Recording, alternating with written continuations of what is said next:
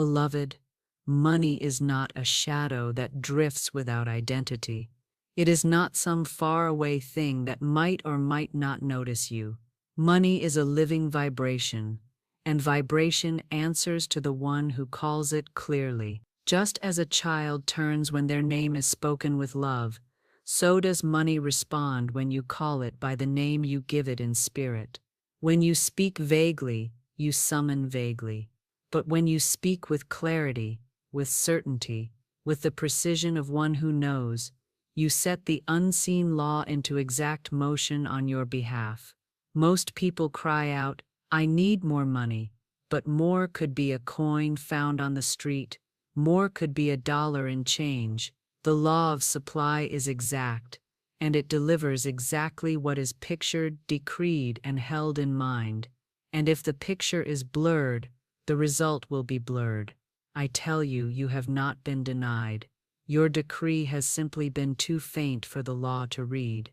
The universe is waiting for you to speak the number, to form the picture, to claim the thing as though it were already in your hand.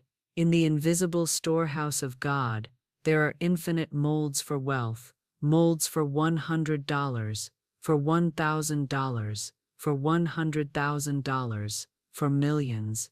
Each mold already exists, waiting for the one who will pick it up with the hand of faith and say, "This one is mine." If you desire $5,000, see $5,000. Hold it in the mind's eye until it becomes familiar. Speak it aloud. By divine right, under grace in perfect ways, I call forth $5,000. Now, your decree is the claim ticket. Your faith is the hand that redeems it. When you say the amount, do not tremble. Do not glance at your bank account to measure if it is possible. Faith does not measure by present resources. Faith measures by God's resources, and those have no limit. The only limit is the size of the mold you choose to hold. If you hold a thimble of belief, a thimble is what will be filled. But if you hold a bucket, a vault, a treasury in your mind, heaven will see to it that it overflows. And remember, beloved, this is not a game of greed. It is a game of clarity. If you ordered a garment, you would give your exact size so it would fit perfectly.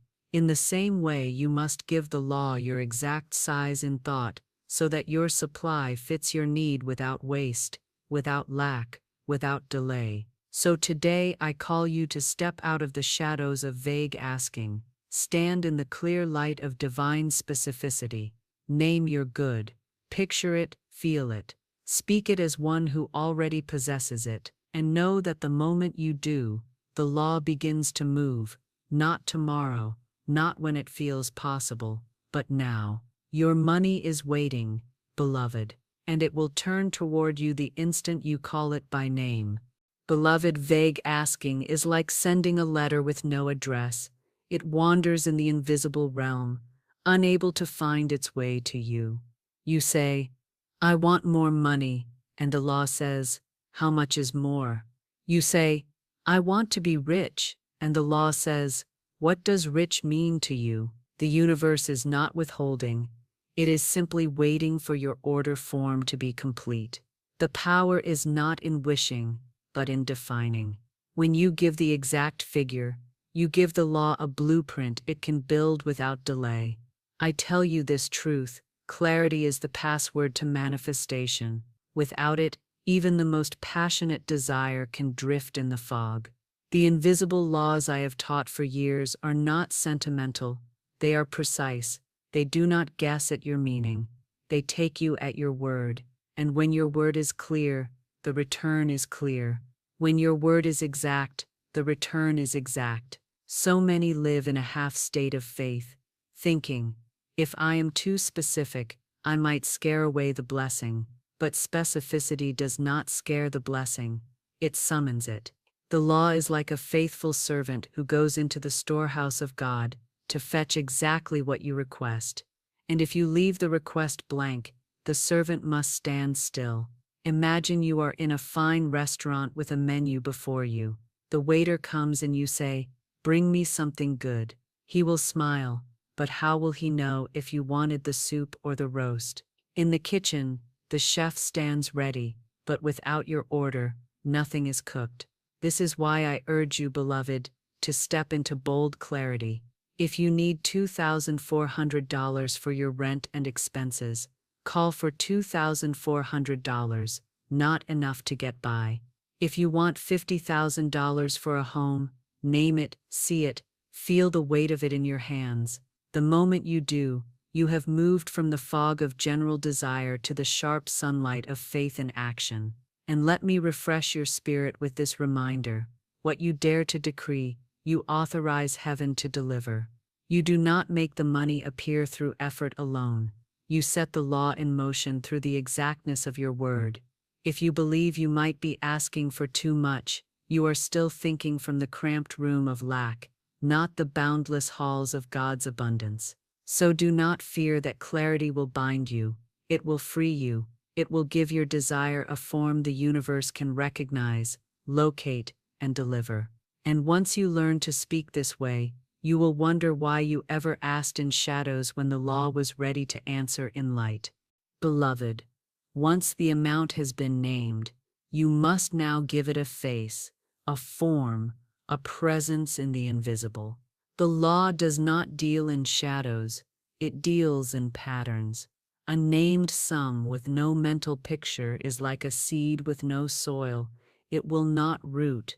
You must place that sum inside an image so clear that if I asked you to describe it right now, you could tell me the texture, the weight, the color of the blessing. See the amount written on a check made out to you. See it printed in your bank account balance. See it in crisp notes in your hand. If you need $5,000, picture the 5 bold and strong. The commas and zeros, like little angels holding the amount in place. Picture your hands receiving it, your heart lifting in gratitude, your life expanding because of it. This picture is not a daydream, it is a mold. The mold you create in your mind becomes the form the law must fill. The unseen responds to your mental pictures like a camera responds to a lens. What you focus on, it captures. What you capture, it develops. And what it develops, you will hold in the physical. But remember this: a blurred picture brings a blurred result. That is why you must sharpen it every day. Look at it in the morning. Look at it before you sleep. Let no contradictory image take its place. For the law works with what you hold most firmly. And here is your refresher for today. Faith is not hoping something might happen. Faith is living as if it has already happened. When you hold the picture of your named money as already yours, the universe begins to move resources, people, and events to make it visible. You are not creating from nothing.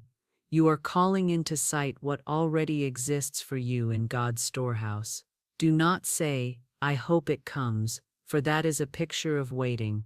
Say, "I see it now, I have it now," for that is a picture of possession. The more real it becomes in your mind, the sooner it will ring your doorbell in the form of opportunity, payment, gift, or divine surprise. Beloved, a picture without feeling is like a lamp without light. It may be perfectly built, but it will never illuminate unless the current of emotion flows through it. The law does not just read your words, it feels the vibration behind them. That is why you must clothe your mental picture in the living fabric of gratitude, joy, and certainty. When you see your named sum in your mind, let your heart respond as if the money has already reached your hands. Do not stand at the edge of the river with a cup of longing. Step into the stream and drink as one who already belongs there. The feeling of "I have it now" is the seal on your decree. It tells the law, the mold is ready, fill it. Do you recall, beloved, that I have often said, you can't receive with clenched fists? A fearful heart, an anxious mind are like fists around your desire. They grip it too tightly for the blessing to enter. You must open the fists, soften the heart, and let the joy of possession flood you. Feel the texture of those crisp notes in your hand, the comfort of your bills paid, the sweet relief of your needs met, and your dreams funded. The more real you allow this feeling to be, the faster it carves a path for the manifestation to travel. And let me refresh your spirit with this truth. The language of God's law is not need, it is joy. You do not manifest because you are desperate. You manifest because you are aligned with the divine rhythm of abundance. When you feel joy, you become magnetic. When you feel certainty, you become irresistible to your good. So each time you return to the mental picture, breathe life into it through feeling. Let it sparkle, let it sing in your heart, let it carry the fragrance of already having. This is how you call your money by name, and have it turn its face toward you, because you have made it welcome, not just in thought but in the deepest chambers of your being. Beloved, a name unspoken is a key left unturned. You have called the amount in your mind. You have painted it with your vision. You have wrapped it in the living cloth of feeling. Now the law awaits the sound of your voice. For your spoken word is the trumpet that signals the invisible army to march. When you speak your money's name aloud, you breathe spirit into it. Say it clearly, as you would call a dear friend across a field.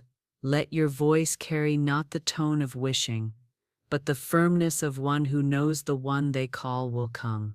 If your sum is $10,000, speak it. $10,000 now comes to me, in perfect ways, under grace. Do not whisper in doubt, declare in faith. The vibration of your voice goes forth, touching minds, stirring events, rearranging circumstances in your favor. Understand, beloved, that when the Word was with God in the beginning, it was not silent. The Word was spoken, and worlds took form. You too must speak if you would see your world reshaped. Keep your declaration pure. Do not follow it with words of fear. Speak it in the morning before the world's noise intrudes. Speak it at night so it echoes in your dreams. Speak it when you walk, when you dress, when you prepare your meals. Let the sound of it become as natural as your own breath. And here is your gentle refresher as you walk in this truth. The law will always give you what you call. So be certain that what you name is what you truly desire. This is why you name your money with love, not with greed, with faith, not with strain. Each time you speak it, you place your order in the heavenly ledger, and heaven never forgets. When you call your money by name, with feeling and vision intact, you set in motion an answer that must arrive, whether by expected means or by what the world calls a miracle. It is not your task to know how. It is your joy to know it will. Beloved, the law is exact. It will not deliver to two addresses at once. When you call your money by name, you must remove every rival name you've spoken in the past. You cannot declare, $10,000 comes to me in perfect ways, and in the next breath, sigh, money never stays with me, without tearing the very bridge you're building. The law takes both orders, and the two will cancel each other. You must become single-minded. Imagine a ship's captain giving two different coordinates to his crew. The vessel would circle endlessly, never reaching shore. So it is with your words. Every time you speak a rival name, lack, delay, impossibility, you steer your abundance away from you. I tell you plainly, the law is deaf to excuses but attentive to patterns. It follows the trail of your most consistent decree. You may say, but Florence, I've spoken so many wrong names before. How can I undo them? Beloved, the moment you realize a rival name has escaped your lips, replace it immediately with the name of your true desire. If you catch yourself saying, I can't afford that, change it instantly to my supply is endless and all I need comes to me now. Do not scold yourself for the slip. Correct it and move on with joy. And here I refresh your heart with this truth. The universe does not punish, it aligns. The law is not keeping score of your mistakes, but it does keep account of your instructions. When you become unwavering in naming your good, the law obeys with precision. Each time you remove a rival name, you clear the pathway for your true decree to arrive without interference. You make your signal strong, undiluted, impossible to miss. And when your word is single, your harvest is certain. Beloved, once you have called your money by name and stripped away every rival name, your work is not to wait in worry but to keep the call alive until it arrives. Think of it as keeping a lantern lit in the window for a traveler. You do not know the exact hour they will appear, but you keep the light burning so they can find their way home. You keep the call alive through repetition that is joyful, not strained. The law responds to living words, not to weary pleading. Say it often, but say it as one watering a seed, not digging it up to see if it has grown. Every declaration is a drop of living water to the soil of your mind. This is why I tell you, speak your amount daily with the same certainty as you would announce the sunrise, because you know it will come. Do not let days pass in silence, for silence is like an untended fire. It grows cold. Keep the call in your heart, on your lips, in your atmosphere. Whisper it as you fold your clothes. Declare it as you walk to the door. Sing it while you prepare your morning tea. Let it become the sound that fills the air of your home, so much so that even your walls seem to echo it back. And here is your refreshing reminder. The energy you hold while waiting is the invitation your blessing reads to find you. If you keep your heart open, your voice steady, and your words consistent, you create a clear channel through which your supply flows.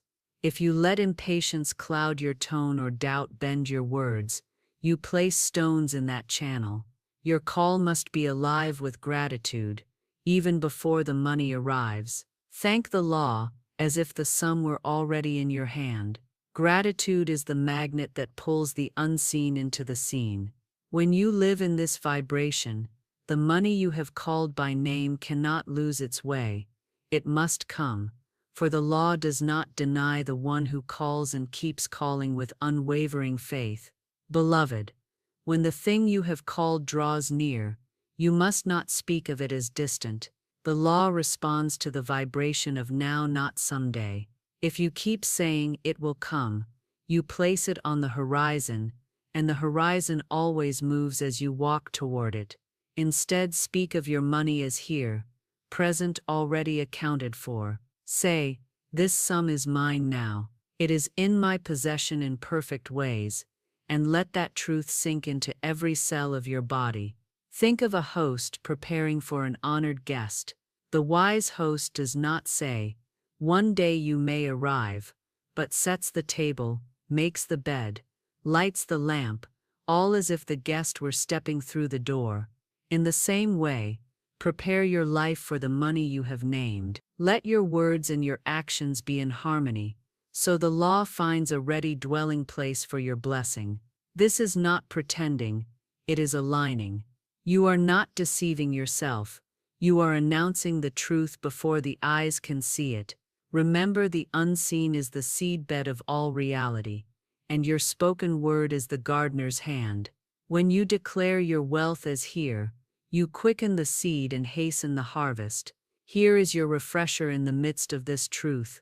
Every word you speak is a receipt for the thing you claim. If you speak in the past or the future, the receipt is stamped pending. If you speak in the present, it is stamped paid. The law cannot deny a paid claim, it must fulfill it. So fill your speech with the vibration of the accomplished. Walk as though your supply is already in your hand. Give thanks for it as if it were already spent and enjoyed. Let every breath affirm, it is here, it is done. And as you do, the invisible moves swiftly into the visible, for you have spoken the arrival into the very moment you stand in. Beloved, now that we have walked together through every step of this teaching, hear me as I gather the threads into one living cord of truth. From the first moment you call your money by name, to the moment it stands in your hands, the law is moving, silent, exact, unfailing. You have learned that money is born in the unseen, not in the bank. You have seen that poverty and wealth spring from the same soil, watered by your thought and your word. You have understood that the mold you hold in mind shapes the sum you receive, and that you cannot pour a fortune into a vessel shaped like lack. You have discovered the power of continual calling, the necessity of keeping the fire alive, and the secret of speaking in the vibration of the present moment. This is not a teaching for the mind alone. It is a call to live differently starting now. Speak your sum with clarity. Hold it in your imagination with warmth. Align your words, your atmosphere, and your actions with its arrival. Refuse the language of waiting. Embrace the language of having. Every time doubt whispers, answer with your declaration. Every time delay tempts you to loosen your grip, tighten it with gratitude. I tell you, the invisible laws have no choice but to obey the voice of unwavering faith. Call your money by name and refuse to call it anything else. See it in your possession. Feel it in your life. Bless it before it appears, and when it comes, and it will remember to testify, to speak aloud the goodness of God and the precision of His law, so others may learn that their word too is a living key. So now, dear one, do not simply leave this teaching as a pleasant thought. Rise from this moment and do, say your sum, picture it, live as if it is yours, and then when it arrives, return and tell your story, so the circle of faith grows larger, and the law proves itself again and again. If this message has stirred something in you, share it, speak it, and let others know the door to their good is already open.